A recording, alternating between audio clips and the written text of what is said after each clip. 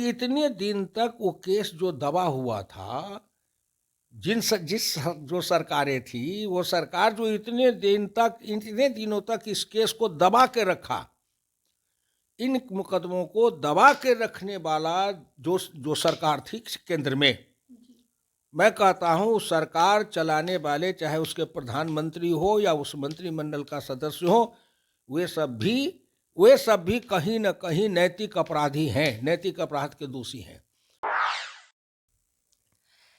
नमस्कार, मेरा नाम नेहा झा है और आप देख रहे हैं फ्रंटलाइन 24। अभी हमारे साथ आप लोग जानते हैं कि बहुत बार सांसद रहे हैं हुकुमदेव नारायण जी हैं। आइए इनसे बात करते हैं कुछ राजनीतिक मुद्दों पर और जानते हैं कि इनका क्या कहना है, क्या पॉइंट ऑफ व्यू है और क्या ये बोलना चाहते हैं। सर, सबसे पहले तो बहुत बहुत स्वागत है आपका। धन्यवाद, आपको भी स्वागत जी। सबसे पहले सर ये सवाल आपसे पूछेंगे कि क्योंकि अभी जो है वो विपक्षी दल के नेताओं पे ईडी सीबीआई का छापेमारी चल रहा है, तो उस पर क्या कहना चाहेंगे? देखिए, आपको धन्यवाद, आपके श्रोताओं को धन्यवाद। इस विषय पर दिल्ली में धीरज सिंह है एक पत्रकार, जो डिटेल्स में इसी विषय पर मुझसे चर्चा किया था, और उनका वीडियो भी काफ़ी चला है, अभी भी चल रहा है। इसलिए विषय है गंभीर,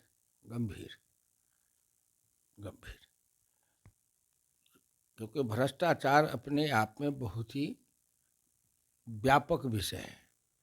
लोग केवल संक्षिप्त में उसको जोड़ लेते हैं, ऐसा नहीं है। इस मिथिलांचल के लोग विद्वान हैं, व्याकरण शास्त्री। भ्रष्टाचार का मतलब होता है भ्रष्ट आचार, आचार भ्रष्ट। आचार भ्रष्ट जब होगा आदमी, तो पहले विचार भ्रष्ट होगा, तब आचार भ्रष्ट होगा, तब व्यवहार भ्रष्ट होगा। तो विचार में अगर मनुष्य को विकृति आ जाए, विकृति माने एक है संस्कृति, एक है विकृति। तो लोकतंत्र एक संस्कृति है। लोकतंत्र माने राज्य सत्ता पर जो भी हैं, या प्रशासनिक अधिकारी हो, या न्यायिक अधिकारी हो, या विधायक सांसद हो, इन सबों को पहले ये मानसिक तौर पर विचार से समझ लेना पड़ेगा कि लोकतंत्र का मतलब है कि वो सभी लोक सेवक हैं, शासक नहीं है, सेवक हैं। तो उनको पहले अपनी मानसिकता को बदल लेना चाहिए। मानसिकता बदलेगा कब? विचार से। तो अगर विचार से वो रहेंगे सामंतवादी, विचार से रहेंगे व्यक्तिवादी, विचार से रहेंगे परिवारवादी, विचार से रहेंगे पूंजीवादी, विचार से रहेंगे अधिनायकवादी, तो लोकतंत्र के साथ उनकी पटरी नहीं बैठ सकती है। दूध और नींबू के रस को एक साथ मिलाने पर बढ़ता नहीं है, बल्कि दोनों विकृत होता है। और दूध में अगर पानी मिला दिया जाए तो दूध भी बढ़ जाता है और पानी भी बढ़ जाता है, क्योंकि दोनों समान धर्मी हैं। तो इसीलिए इस भ्रष्टाचार को लोग विपक्षी या प्रतिपक्षी, जो आज विपक्षी है वो तो सत्ता पक्षी रहे हुए हैं ना। लालू प्रसाद यादव 15 साल तक बिहार में राज किए, उनका परिवार किया, अभी भी हैं उनकी पार्टी सत्ता में। नीतीश कुमार 18 बरस से बिहार में कुंडली मार के बैठे हुए हैं, नटवर लाल के जैसे, कभी उसको कभी उसको कभी उसको, कठपुतली का नाच नचा रहे हैं सब पार्टी को। सब पार्टी नाच रहे हैं, उसमें उन्हीं का दोष नहीं, सबका दोष है। उसी तरह उत्तर प्रदेश में मुलायम सिंह का परिवार, मायावती का परिवार, ममता का परिवार, चंद्रबाबू नायडू का परिवार, चौटाला का परिवार, शरद पवार का परिवार, या तेलंगाना वाले का केसी राव का परिवार, ये सब जितने ये सभी वर्तमान में सत्ता में हैं या सत्ता में रहे हुए हैं। और कभी इनमें से जो आज विपक्षी हैं, वो कभी भाजपा के साथ भी रहे हुए हैं। मायावती भाजपा के समर्थन से मुख्यमंत्री बनी थी, चौटाला पर भाजपा के समर्थन से मुख्यमंत्री बने थे, चंद्रबाबू नायडू भाजपा के समर्थन से बने थे, ममता भी भाजपा के साथ रही थी, अटल जी की सरकार में मंत्री थी। तो इसको भी हिंदुस्तान के लोगों को और युवा वर्गों को तार्किक विश्लेषण करना चाहिए, पक्ष अब विपक्ष। अभी अभी उनको विश्लेषण में आता है कि पक्ष में विपक्ष है, विपक्ष में पक्ष है। पक्ष में भी, भाजपा में भी तो कई लोग हैं ना जो कांग्रेस से आए हुए हैं, दूसरे दल से आए हुए हैं। जी सर, अब भ्रष्टाचार की बात करते हैं और विपक्षी दल पे जो है वो अक्सर देखा जा रहा है कि ईडी या सीबीआई का छापेमारी हो रहा है, तो क्या भ्रष्टाचार एक ही तरफ है, दूसरे तरफ नहीं है? फिर मैंने कहा ना कि लालू प्रसाद यादव के ऊपर जो है, तो लालू प्रसाद यादव का जो पहले चारा घोटाला है, उस चारा घोटाला का पिटिशनर शिवानंद तिवारी थे, जिस पर जांच शुरू हुई, केस चला। आज शिवानंद तिवारी लालू प्रसाद यादव की तरफ से प्रवक्ता है, वकील, गौर से समझिए। और ये लल्लन सिंह और शरद यादव स्वर्गीय हो गए, उस समय नीतीश भी थे, उस लल्लन सिंह नीतीश के पार्टी में थे, नेता नीतीश ही थे। उस समय इन लोगों ने रेलवे के घोटाला के बारे में पत्र दिया जांच करने के लिए, और जांच वहां से शुरू हुई प्रारंभिक। तो प्रारंभिक जांच शुरू हुई तो उस समय बाप बेटा दलाल बैल का दाम 12 आना, जकरा हाथ डोई से है सब कोई। तो उस समय जांच करने वाली जिस सरकार में मंत्री रहे वही उसके जांच वाले थे। प्रारंभिक जांच में अपना जैसे तैसे जो हुआ, लेकिन पिटीशन देने वाले कोर्ट में एक हिसाब से समझिए केस करने वाले लल्लन सिंह जी है, जो जदयू के राष्ट्रीय अध्यक्ष हैं और जनता दल यू के पार्टनर हैं। पिछले विधानसभा चुनाव में मीडिया पर लल्लन सिंह जो बोलते थे कि तेजस्वी यादव अपने घोषणा पत्र में लिखे कि चारा घोटाला में कितना खाए या रेलवे भर्ती में कितना खाए, सो भी उनको लिखना चाहिए। मैं नहीं आरोप लगा रहा हूँ। तो मान लीजिए पिछले विधानसभा के चुनाव में सार्वजनिक रूप से लल्लन सिंह ने कहा, शिवानंद तिवारी ने उन पर आरोप लगाया, तब से जांच प्रारंभ हुई, या जांच प्रारंभ हुई तो अदालत में गया। जिस समय लालू के ऊपर सीबीआई ने केस किया, उस समय उसी सरकार का राज था जिसमें लालू समर्थक थे, जिसके देवेगौड़ा और इंद्र कुमार गुजराल के समय में सीबीआई को दिया गया ये केस। अब तब से सीबीआई जांच कर रही है। हाँ, ये अलग बात है कि लंबे समय से जांच हो रही है, लंबे समय से सब के बारे में। तो फिर मैं भी ये चाहूँगा कि भारत सरकार भी इस पर सोच रही है कि ये जितने केस हैं जिनको कहते हैं, एक है आदतन अपराधी और एक है राजनीतिक अपराधी।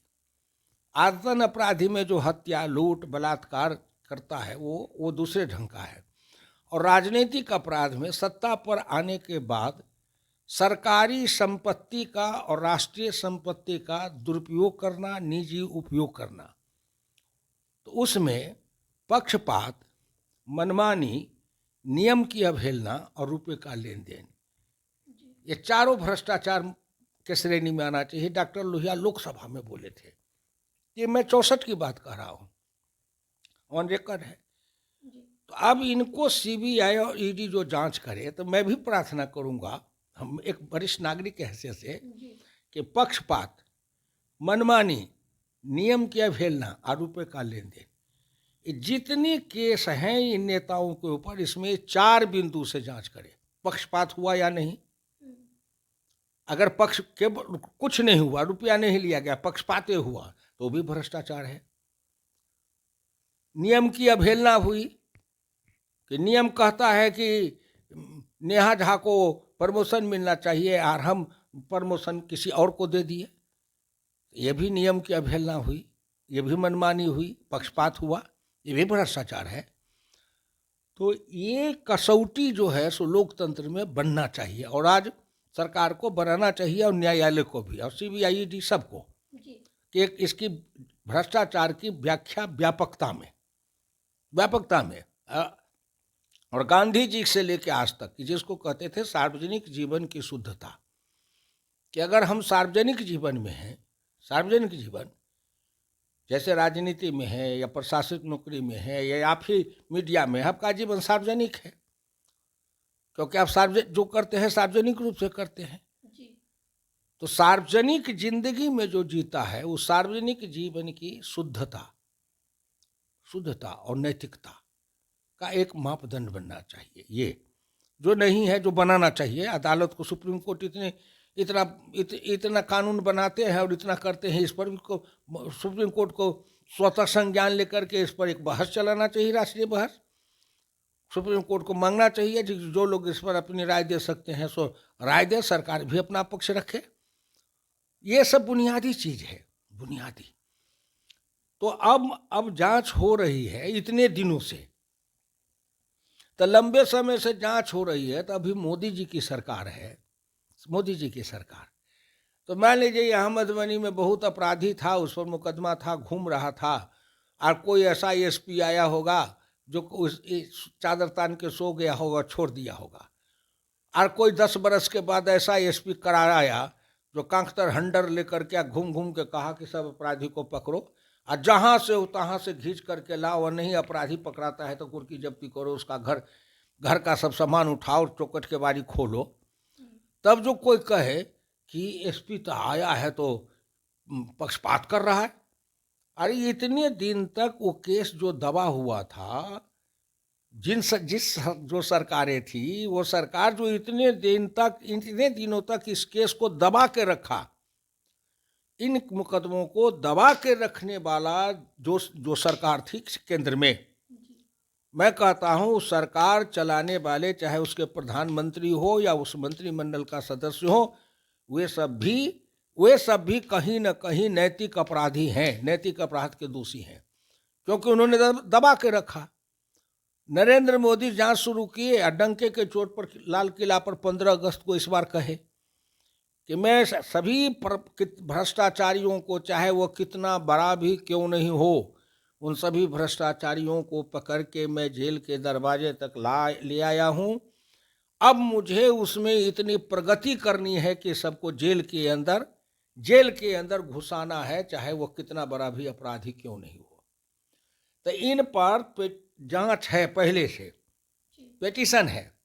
अब बात रही कि कहते हैं कि भाजपा में सब धोया हुआ है, तो भाजपा के भी किसी मंत्री के खिलाफ, अभी केंद्र में मंत्री है ना भाजपा की, उत्तर प्रदेश में भाजपा की सरकार है ना, मध्य प्रदेश में है ना, तो जहाँ कहीं केंद्र में हो या राज्य में हो या कोई हो, या भाजपा का कोई हो, हुकुमदेव नारायण यादव हो, तो जिन लोग कोई पिटिशनर तो बने, मुंह में जो कहते हैं कि वो धोए, तो किसी केंद्र सरकार के मंत्री या राज्यों में जो भाजपा के मंत्री हैं, उनमें से किसी के खिलाफ तथ्य और सत्य के आधार पर, चाहे सुप्रीम कोर्ट में हो, चाहे हाई कोर्ट में हो, चाहे सीबीआई के पास में हो, वो एक चार्जशीट ये लोग दे सार्वजनिक रूप से करे कि भाजपा के फलाने पर ये हमने आरोप लगाया